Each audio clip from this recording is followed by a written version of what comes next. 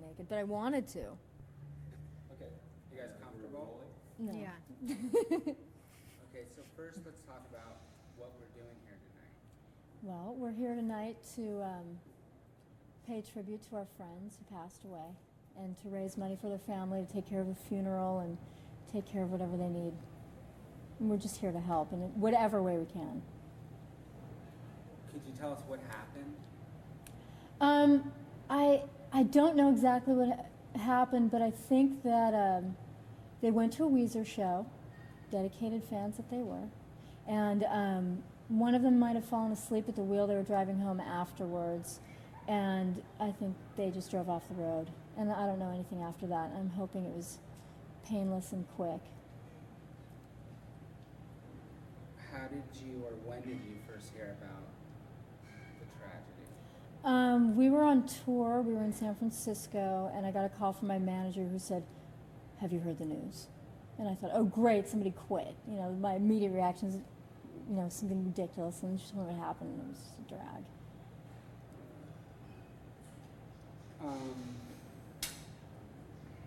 What's next? Is there a story or, you know, something you can tell us that really shows who they were, or an incident you can remember? Anecdotal. Well, I remember the first time that I met them. We were probably together. I went to a Weezer show when they first started playing in Los Angeles, and I started going to see them play, and then they would play with us, and you know, we had a whole rapport. And they had these fans that always came, and they were so energetic and so cute. So they would come in a group and they would just dance together, and it was just adorable. And so I noticed them right off the bat. They were at every show. Every show. It was really cute. And then they started coming to ours, and we just kind of struck up a friendship with them. They started doing the fan club because they were so involved in Weezer, the Weezer life and everything. And so then they wanted to pick up our band, and we were more than happy. They're just awesome people. I remember when I started to see them at our shows, I was like, oh, whoops. I know, we've made it. We've got made it. Michael and Carly. No, but they were incredibly sweet.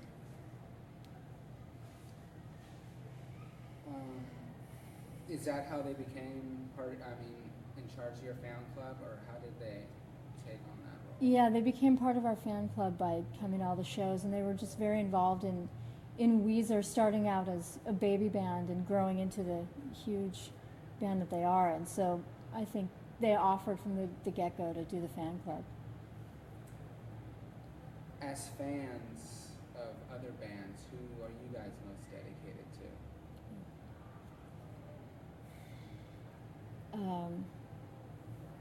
The bands that we're most dedicated to. Or how far would you go How to far? see a show? Or Oh, I would go pretty far to see a show of a band that I really loved. I would go pretty far. My boyfriend's going to play in Japan. I'm going to go with him. Wow. That's far. That's How many far. miles is that? Whoa. How many thousands of miles in a hideous plane ride? 11? Oh, Jesus. how much did you feel that their work in the fan club contributed to the success of the band in general? They were pretty involved in the fan club. They came up with tons of ideas, and they were just, they were into it. It was something they had a lot of fun with, I think. I mean, obviously it was kind of an annoying job at times, but they just came up with tons of different ideas and things to kind of, keep the kids excited and keep us involved with the kids, and not just the kids, but, fans and stuff. And they were just, they had lots of really good ideas. So do you think they helped your Yeah, success? I think they definitely helped us. So let's do it all over again. Okay. I think that Michael and Carly were very helpful in our fan club, just in terms of, they had really great ideas. They would come up with really exciting new stuff to keep us interacting with our fans and keep them excited. How do you guys feel about fans? I mean, what's your connection to fans? Connections to fans. I don't love know. fans. I love. Rachel loves the fans. I love the attention. I love the gifts. I love. No, fans keep it. They keep it alive. Without They do. fans, we're stuck at home. So They make me happy. How long were they working with you guys? How long did you guys work together? God, maybe 2 years. 2 years we were working with Michael and Carly. After their loss, did it change your outlook on fans and, you know? On fans? Yeah. Well, after they passed away, I certainly I woke up to the dangers of driving a lot and driving at night as well. And in terms of the fans, I don't really know. I haven't gone on the internet or gotten in touch with any of the fans about it. Although we did do Love Line, and someone called in to see how we were doing, which was sweet. How are you guys doing? About it? Yeah. It's really sad. It took me about a week to really let it sink in, and it's just terrible because they were great people. They were young and they had so much energy and had really good lives. So it's really too bad. But I have to say that I am kind of glad that they got to go together because they were very, very close. And I would hate to see the pain that either one of them would have gone through had one of them survived that. So it's nice that they could at least go together if it's going to have to be like that.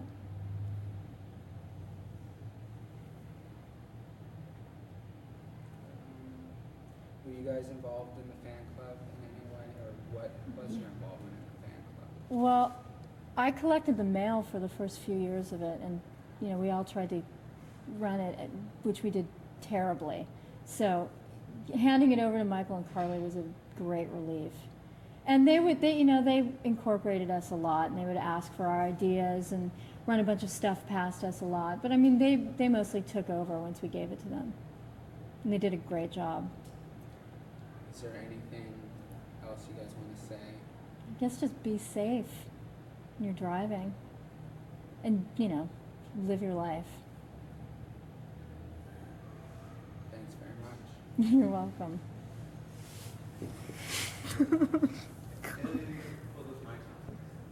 Monsters. Okay, so the first question, I'm not going to be on camera, my voice won't be, so incorporate the question. Yeah, incorporate the question with your answers. And first thing I want to ask is, why are we here tonight? Why are we here tonight? That's a good question. It's a benefit and a tribute. It's a benefit for the family of Carly and Michael and Trista Allen, who are three sisters, and two of them were our friends and worked as our fan club presidents and organizers, and as well as Weezers and other bands. And so we're here to try to raise funds for their family and to help pay for some of the services and things that happened because they were in a fatal car crash and didn't make it through. So we're doing our best to kind of try to give back. We're supporting them like they've supported us for a long time. Yeah.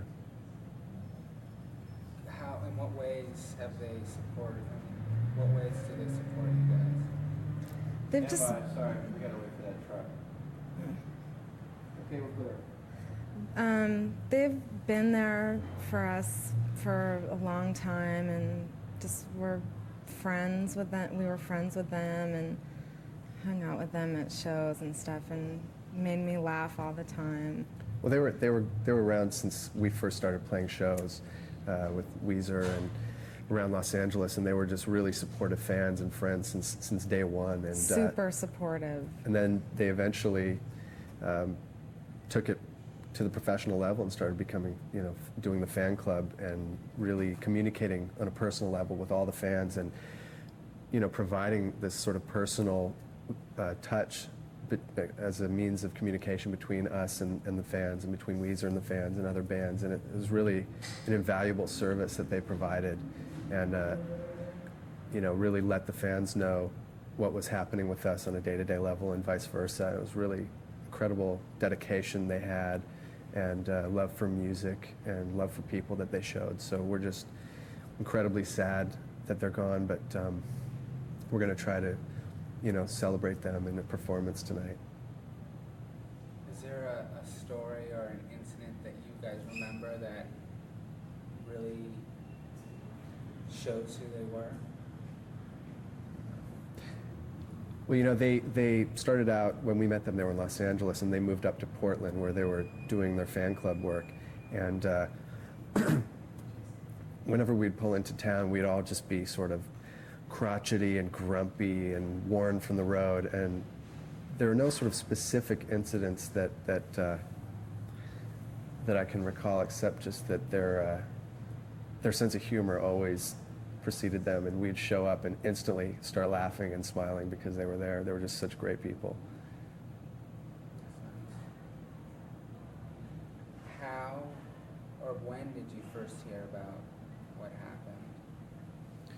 We got a call from our manager. We were on tour, and just a very out of the blue phone call, message actually, to call into our manager, and we called in, and she told us what had happened, and we were just completely shocked. Really didn't know what to do or how to think about it. It was so out of the blue and so wrong, and couldn't think of, you know, less deserving people. Not that anyone deserves something like that, but they just were such, you know, positive, incredible people, so dedicated and generous. So it's going to be a long time till we really figure out how we're supposed to deal with this. And just remember to incorporate my question. Oh, okay. We suck. How did it come that they ran your club? I mean, how did it all unfold that they were running your fan club? How did that happen? How did we initially get hooked up with them? They were friends. Started out, they were friends and fans from, like I said, from day one, and eventually they started working for Weezer doing their fan club, and it came time where we weren't able to answer all our mail because we were on the road, and letters started coming in, and it was a little too much, and so they offered their services to us, and we said that'd be great, you know, and we saw what a great job they were doing for Weezer, so we were honored and happy to have them helping us out. So it was almost like a natural progression almost. Yeah, it was just a situation of friends helping out friends, you know. It was really sort of an organic thing that happened that way.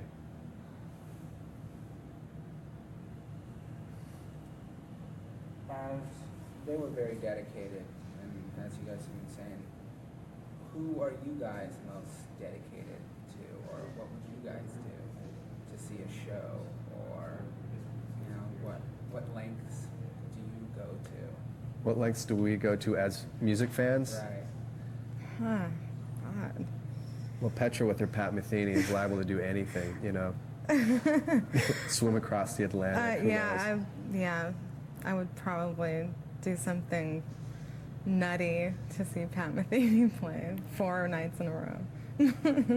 If it was a situation where, you know, there was a bet involved or something, I'd probably shave my whole body bald to get to see a real show with the original Devo lineup. It'd be pretty special.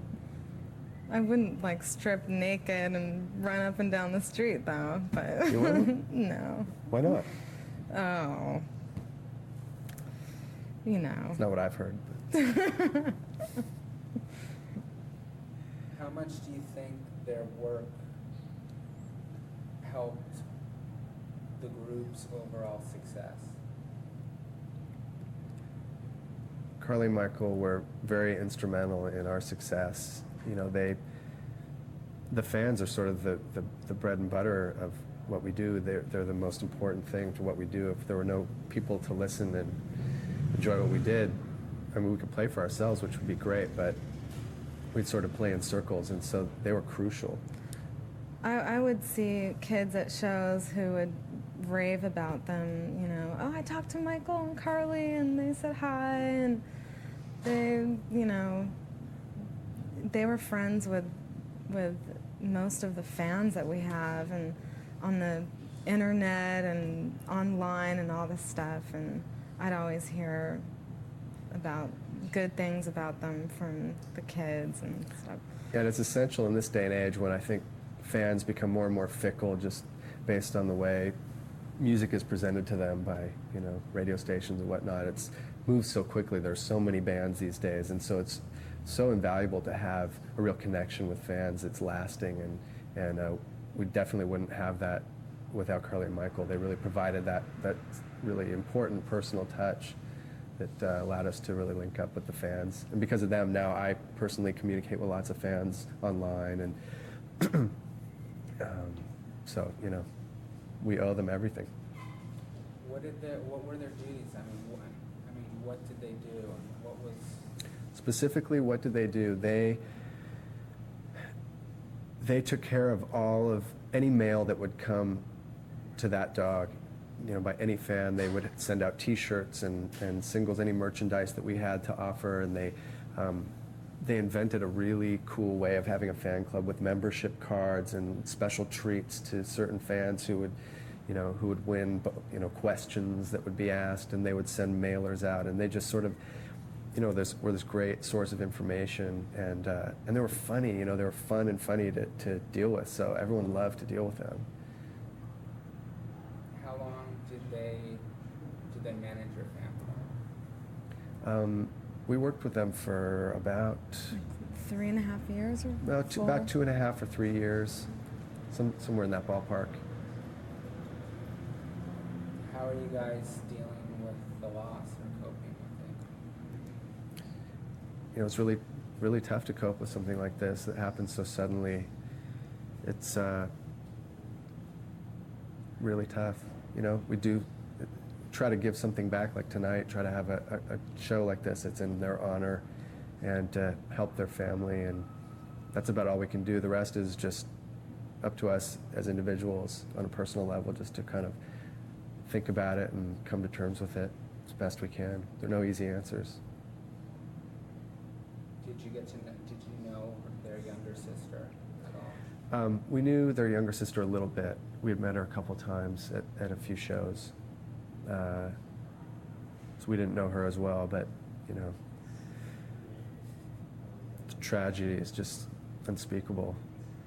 Petra, you are you one of triplets? Yeah. I mean, I don't know, this is kind of a weird, hard question, but I don't even know if there's a question in there, but, you know, their family lost 3 daughters. Yeah. in one swoop. When I first heard about it, that's what I was thinking. I've been thinking about, you know, what if I lost one of my sisters, or, you know, something awful like that happened, and I don't know what to think. It's painful, and just the bond that sisters have, and the family, it's so important, and it just makes me really sad. So I remember in Portland, we just drove in and we saw, Rachel and I saw Michael and Carly outside of the club talking, and me and Rachel had just gotten into a fight, and we were kind of bickering at each other, and we saw Michael and Carly kind of looking at each other like, oh, we know how that is, you know, like fights, and so it's hard. I mean, there's fighting that goes on, but also lots of love and caring and stuff.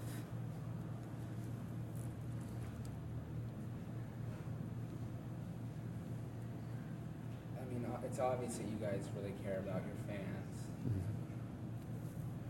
What about other bands and fans? I mean, do you think they care about them, or is it a paycheck, or what is it? I mean, do fans really make... Well, you know, yeah, the question about caring for your fans, I think you have to care for your fans as a band. You'd be stupid not to, and maybe there are bands that don't respect their fans the way they should, but without them, you're nothing. So any band that's worth a damn is going to care about the people who buy their records and come to see their shows. That's for sure. I love the fans. I love them all. I love when people or kids come up to me and say that they started playing the violin because they saw me play, and it makes me feel really good and special, and that I know why I'm here on this earth, for music and to make people happy, to make myself happy. And so fans are, they they play a big role in my life. I love them. I love you all.